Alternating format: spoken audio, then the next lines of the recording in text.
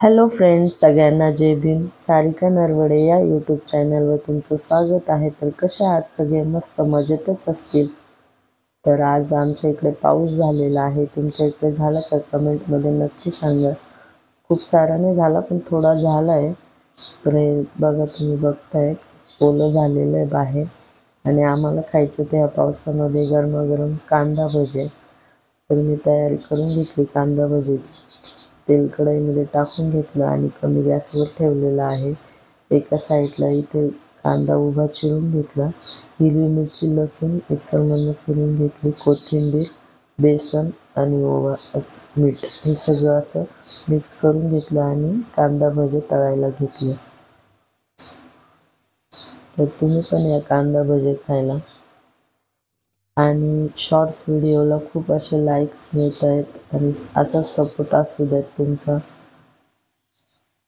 की जेणेकरून लवकर मॉनिटाईज होईल माझं चॅनल.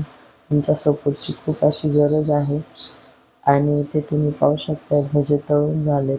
तर लगेच वैष्णवी खायला आली. गरमच हातात उचलला आणि वापस टाकून दिला, चटका लागला तर. आणि तेवढ्या वेळात मम्मी पप्पा पण आलेले होते, तर त्यांनी पण भजे खाल्ले आमच्यासोबत. आणि मग संध्याकाळची तयारी सुरू झाली. तर यांनी आणलेला होता मटण खिमा. तर तो बनवायचा होता आणि ते धुवून घेतलं मस्त असं मटण खिमा आणि सगळी तयारी करून घेतली.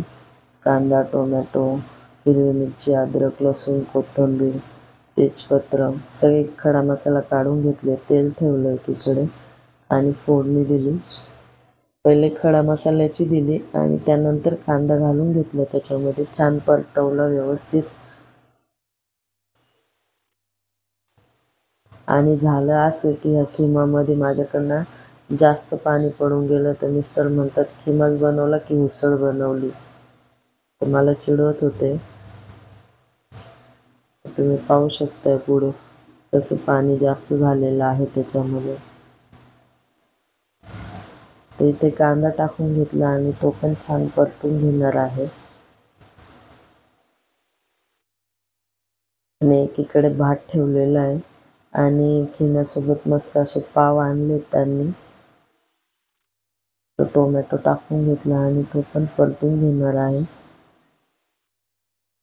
आणि वरतून अद्रक लसूणची पेस्ट घातली, हिरवी मिरची आणि त्यानंतर मिरची पावडर, काळा मसाला, गरम मसाला असं सगळं टाकून घेतलं, हळद. आणि ते छान परतून घेतलं तेल सुटेपर्यंत. मुद्दामून कुकरमध्ये टाकलं नाही, जेणेकरून कुकरमध्ये व्यवस्थित परतवल्या जात नाही. त्यामुळे कढईमध्ये अगोदर तडका करून घेतला सगळा आणि मग कुकरला शिट्टी करण्यासाठी टाकून घेणार आहे कुकरमध्ये.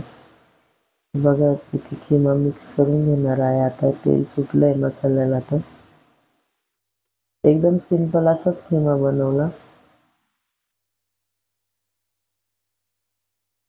आणि हे व्यवस्थित परतून घेतलं, वरतून कोथिंबीर घातली आणि त्यानंतर कुकरमध्ये टाकून घेतलं आणि पाणी घातलं, वरतून मीठ टाकून घेतलं आणि कुकरला झाकण लावून घेतलं. 4-5 शिट्ट्या करून घेतल्या मस्त.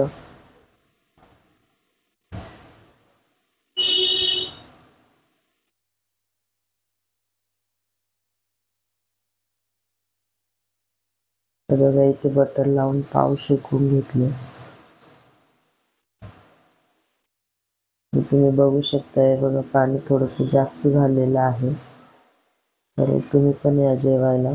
तर व्हिडिओ आवडला असेल तर लाईक करा, सबस्क्राईब करा, शेअर करा आणि तुमचा सपोर्ट असंच असू द्यात. तर इथेच व्हिडिओ एंड करत आहे.